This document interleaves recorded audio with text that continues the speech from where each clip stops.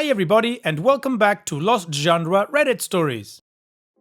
This post is from the subreddit Am I the A-hole and it's by user Throwaway and a bunch of numbers. Am I the a-hole for responding to my father's request for a relationship with a detailed PowerPoint on why he will never be forgiven? If I'm the a-hole here, I'll own it. I'm not sorry, but it would be good to know because the rest of my family thinks this went too far. So, my 24 female mom died when I was 7 from leukemia. I have very few memories of her from before she was sick, and I didn't get to spend a lot of time with her in the last year, but she was an artist, and until she couldn't anymore, she would make me little collages when she was in the hospital with drawings and photos and messages for me. My grandmother put them all in a book for me after she died.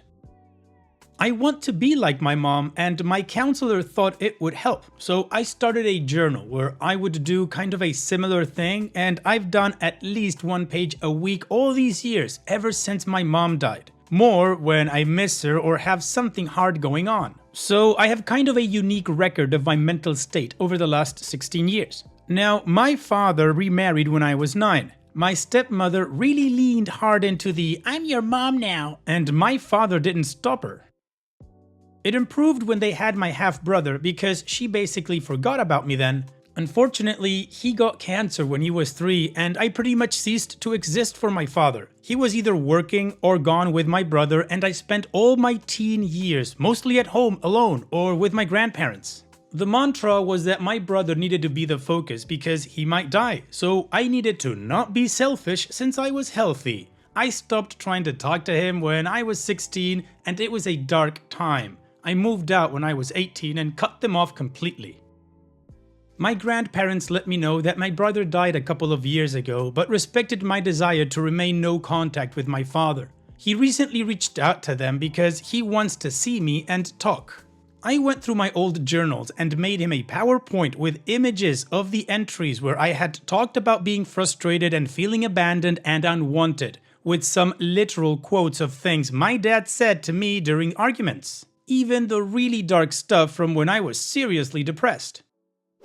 Then I ended it with a photo of one of my mom's collages where she had written, "Remember that your dad and I are always here for you," and I wrote, "You failed, go away," underneath. I felt like his being able to see it from my literal perspective would communicate why I don't want him back better than I could. Evidently, it worked, but a little too well because I've been bombarded by family telling me that it's understandable that I don't want to see him. But what I sent gutted him and he's completely fallen apart after reading through it, and it was unnecessarily cruel. Maybe it was. I know my bar for that is kind of weird sometimes. I think I may be the a-hole since what I made him, I'm sure, was extremely hard to read, especially after losing another kid. Not going to lie, there were some really dark feelings in there, and I'm sure knowing he was part of causing that could be traumatic. So maybe I just traumatized him back. Maybe deserved, maybe not. I don't know. So, am I the a-hole? Well, OP, in my opinion, no, of course you're not the a-hole. You were abandoned by your dad, and of course he shouldn't have done that. Now, even though I've never gone through what your father did with your brother and your mom, which of course I can understand is a horrible experience, that doesn't excuse anybody from being a horrible parent and abandoning one child to only focus on the one that is sick. And for this reason, OP, I don't think you are the a-hole. Now, what you said was brutal. Yeah, was it deserved? Of course, he totally deserved it. He did fail. And what do you guys think about this whole situation? What would you have done if you were in OP's shoes? Let me know in the comment section what your judgment is, and now let's move on to the community comments to see their judgments. Cherry Bomb O says, "Not the a-hole in the slightest. You told your dad how you felt, and it made him have to confront his failures as a parent. It is not your fault he neglected you. He is upset because he knows what you put in the PowerPoint is the reality of how he treated you when you were just a child. Now that the truth is out and you have re-established no contact, I hope you are able to let go of some of the anger you have at him and know that you did nothing to cause how he treated you. I'm no contact with my dad and have been able to find a lot of peace in the life I have built without him. I hope for the same for you." MM172 says, "Not the a-hole. Was it harsh? Yeah. Was it a lot of effort when simply telling him go away would have accomplished the basic goal? Probably, but this was your lived reality and he wasn't interested in hearing or helping you when it could actually have made a difference. If it's only now dawning on him how lonely and rejected you must have felt, he's just going to have to live with that. Also, one does have to question whether he'd be this gutted or even reaching out at all if your brother were still here.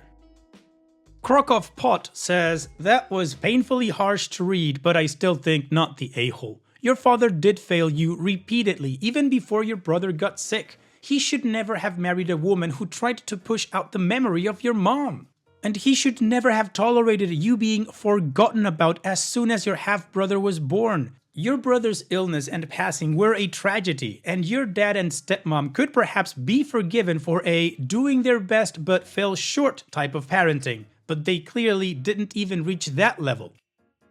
People will convince themselves of all kinds of delusions about why a close relationship went bad. You destroyed any such delusions your father had and spoke your truth. If he wants to have any hope of repairing his relationship with you, that can't happen until he honestly faces what he did to you. I am not saying that to push you into repairing your relationship with him. That's your call to make. Just that if it were to happen, that would be an important element. He could start by calling off the family members who are hassling you.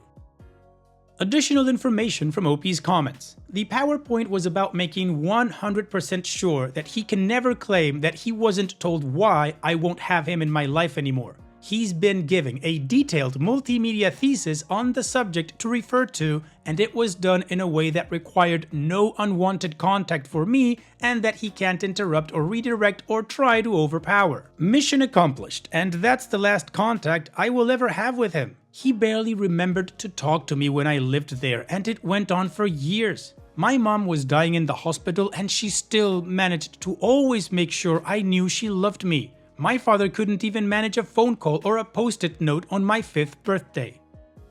Now, I tried to talk about his neglect a lot when I was in my early teens, but by the time I was around 15, I knew it didn't do any good. I was also pretty set on harming myself by then, and I knew if I talked to anyone about how I was feeling, they would lock me up somewhere. I just stopped talking to anyone at that point. Going no contact without warning was partly a why bother thing and partly an I know the next unliving attempt is going to succeed and I don't want to do it here thing. Fortunately, as soon as I cut off my dad, things got less awful and I was able to get some useful help instead of being told to just deal with it. In summary, and to be clear, no apology, no matter how sincere, will change the past or undo the damage done. I don't care if he's sorry, I have nothing to say to him anymore. My life got better when I decided that he could already be dead and gone to me, so I see no point in exhuming him. I think people who would do anything to have a parent back likely had something good in that relationship to hold on to, or something positive to receive from it, even if it was fraught. I don't. Some people can forgive abandonment, but nobody ever forgets what it's like to be powerless and terrified and have it solidly proven to you that you are an expendable loss to the people who control your whole world. OP's edit. A couple of follow-up notes since it came up in the comments. 1. I loved my brother. I don't resent him. He was a good kid and I wish he was still with us. None of this is his fault. To me, it is completely my father's and to a lesser extent stepmother's. I kind of liked being his big sister and missing out on time with him is the only thing I really regret about leaving. I always kind of hoped he would get better and we could reconnect when he was older. The parents prevented me from spending time with him as he got sicker, so I wouldn't have been allowed to be there for him even if I had been able to, which I wasn't towards the end because I was also struggling to stay alive. 2. I have empathy. I understand what my father lost. I was there. I also lost those same people, plus effectively my father. Even so, to me, there is no excuse for completely shutting your own kid completely out of your life while also preventing them from getting any kind of help.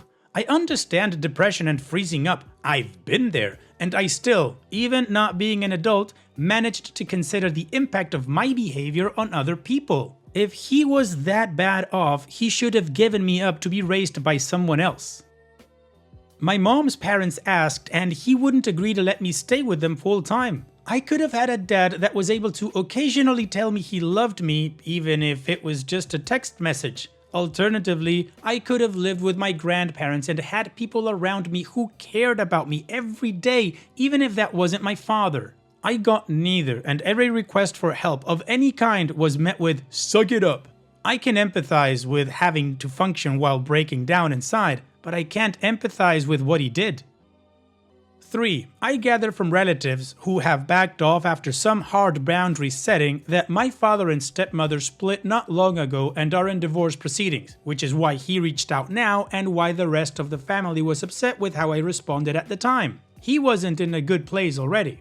I've told them that if they care about him, to encourage him to keep away from me, refuse to pass on any messages, and try to get him into inpatient care or something if they're that worried he's going to do something rash. I don't want anything to do with him, and I've told them that I don't want to hear about anything that happens after this point. But the rest of his family loves him, so for their sake, I hope he pulls himself together. Alright, well, the community absolutely agrees that OP is not the a-hole and that she should remain no contact should she like to. And OP says she doesn't want to, and staying no contact is the best thing she could ever do. So now is the time that we move on to the update to see how this story ends, but of course it's also that time where I show you another playlist like this one that has only videos with updates on them. Now let's move on to the update. A bunch of people have been asking for an update, so here it is. Now, this is an update for the people who wanted one, not a soapbox for clueless people with a poor sense of boundaries and a weak attachment to reality. In case it wasn't clear in my first post, comment responses, and edit, I don't want to have him in my life, and nothing he or anyone does will make that change. He never once managed to be a good parent. I have no good memories of him at all, okay? So here's the update. I had a talk with my paternal grandparents over Christmas vacation and showed them the PowerPoint. They had no idea that things were as bad as they were, or that I was active in a self-harming state at the time, and that the accidents I had as a teen were not really accidents. So while they think it was still dangerously harsh under the circumstances, they understand better where I'm coming from. They admit that my father messed up big time and that the family should have been more involved with me instead of just supporting him and my brother. They said that on the surface they thought I was fine and just having trouble adjusting, but if they had known about the things described in the journal, they would have insisted my father get help. They do want me to reconcile with him, but they understand why it might be too late for that, so they've agreed to not bring him up unless I do first, and to not pass on information either way. So that was actually productive. As for my father, I know a lot of people think I'll regret it if I don't reconcile, forgive, whatever, but I'm not so sure that's true. I've tried to imagine a conversation with him that wouldn't make things worse, and I can't. In the best case scenario, he's sorry and has a good grovel, but honestly, I think hearing that would just make me hate him more. Worst case scenario, nothing has really changed, and I have to walk away before I end up with an assault charge. I also just can't imagine any real-life benefit or function to having him in my life, so reconnecting seems like a lot of work for no gain. As far as forgiveness, I don't know if that's actually possible. Apathy, maybe. As far as I know, he's alive. I've made it super clear that anyone who tries to give me information about him that I don't request will also get the chop, so I'm probably not going to get any further updates. I'd rather just go back to forgetting he exists. For me, I'm probably as fine as I'm going to be. I have therapy and meds. I can pass for a functional human most of the time. My deal with myself is that I have to at least stick around until my maternal grandparents pass so they don't hurt and I can wrap things up for them. So in the meantime, I'm working on finding another raison d'être. Spite, possibly. Well, OP, I'm not sure if this is a happy update, but it is definitely a positive one for you. You got what you wanted, meaning your father should never contact you again, and your father's family knows to not give you any kind of information or to talk about him, with you that is. So I guess at this point there's nothing left to say except all the best in the future, OP. I do hope you stick around after your maternal grandparents pass on. Take care and thank you for sharing. Now let's finish this video with a mood booster post. This post is from the subreddit Malicious Compliance and it's by user TangoTango112. I didn't have to work overtime? Okay, roger that. I'm a mariner. My position on the ship is mate. Below me are my deckhands who are responsible for the labor work like painting, grinding, maintenance, line handling, cargo ops, etc. Above me is the chief mate, second in command, and the captain, in charge of everyone and the responsible individual for the entire ship. We are officers and we do the training for navigation, ship handling, training, payroll, etc. I work for a private company that pays me by a day rate, which is a 12-hour workday. I work 1 month on and 1 month off. Like most industries, we are undermanned and can't hire enough to fill all positions. Now, this ship I work on is even harder to crew up, mainly because of the captain. He's got a notorious reputation for being a jerk, so people find all sorts of ways not to come to this boat. And if they do, they only work one tour and never come back. I joined this ship back in May, and for the last 7 months, it's been kind of hell working for this captain. He's a narcissist, condescends to everyone, insults everyone, works us like slaves, never thanks us, just an all-around class act. You know these types of bosses. They never let up. They push you to the limit and just make you hate work and life. With that said, I've been working 15, sometimes 18 hours a day because we're short-handed. I'm doing all sorts of work that's not in my job description. I had to do cargo ops, handle mooring lines, and maintenance, all in addition to my mate duties. I'm a very hard worker, a team player, and never say no to work. The thing is, we don't get paid for any more than 12 hours of work a day, so all those extra hours I worked are unpaid. It burns me and I freaking hate it, but like I said, I'm a team player. I want to make sure it's safe for my guys, the operations get completed, and clients stay happy, so I do what is asked of me. I'm also the cook. We don't have an official cook on board because this is considered a small crew and small ship. I was cooking lunch every day for my crew and many dinners too. Generally, you're on your own for breakfast and dinner. I was so good at my job that he and the chief mate passed their duties on to me so they can just sit back and relax. Chief mates and captains have a lot of paperwork to do, but I was handling that for them too until up to this point. Well, one day I'm just completely burnt out with these 15 to 18 hour days and get into a discussion about how the captain and company are stealing my wages because I'm working more than 12 hours a day. I asked him if I could show up to watch an hour later than my scheduled duty. The engine department does this when they require their folks to work overtime the day before. I work a swing shift that overlaps both the captain and chief mate, so it's not unheard of or uncommon to let guys show up late, especially if they worked more than 12 hours the previous day. Well, once I asked to sleep in an extra hour, all hell broke loose with him insulting me, calling me names, being racist, nobody wants to work anymore, blah blah blah. Just nasty, inappropriate behavior that shouldn't happen, but happens all the time in this industry. He then finishes the verbal beatdown with a penis-eating grin. You know, mate, you never had to work overtime. You could have just said no. I was steaming at this point, but I just replied with, okay, roger that. I called it a day and went to bed. Cue malicious compliance. The next day, I'm already on watch and he comes on to work and asks what's for lunch. Nothing, I'm not cooking today. Did you pull out anything from the freezer at least? Nope. So nobody had any real food for lunch. They all made sandwiches and ate chips instead. Later that day, he said, hey, I need you to go finish painting that rescue boat. The guys are busy with other projects and I want this done today. Well, Captain, since it's not my job description, I respectfully decline. We get into a little arguing, but he concedes. The very next day, he pulls the same thing. What's for lunch? Nothing. What do we have that we can cook real fast? I don't know, Captain. I didn't check. Cooking isn't in my job description, so I don't plan on doing it. He rushes to cook some whole chickens in an hour, and they came out raw and really ticked off the crew. Nobody touched his food. This routine lasted a whole week until it was the end of my tour and I got to go home.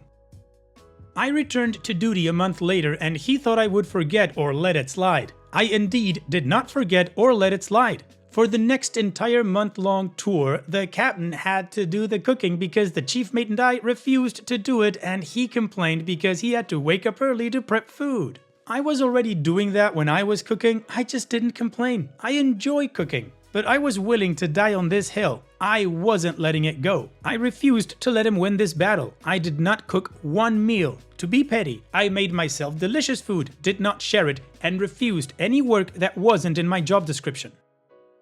what's he gonna do? Write me up on disciplinary for not doing someone else's job that isn't mine, or for not working past 12 hours? Not happening. Understand, at this point, I was physically tired, burnt out, and mentally drained from doing everybody's job and taking crap from him. I asked for a transfer to another ship, but got denied, so I'm still stuck on this ship with this captain, but now he knows where I stand, and I haven't cooked or done any extra duties since. And that's what you get for taking advantage of a good worker and always insulting him.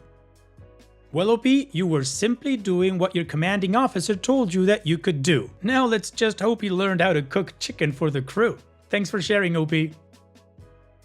And that's it for today's video. Thank you so much for taking the time to watch it. Now, if you've gotten to this point in the video, I assume that you like these stories that I'm reading out, so here are a couple more that you might enjoy. And if you don't have any time to watch another story right now, save it for later, and also, don't forget to hit that subscribe button.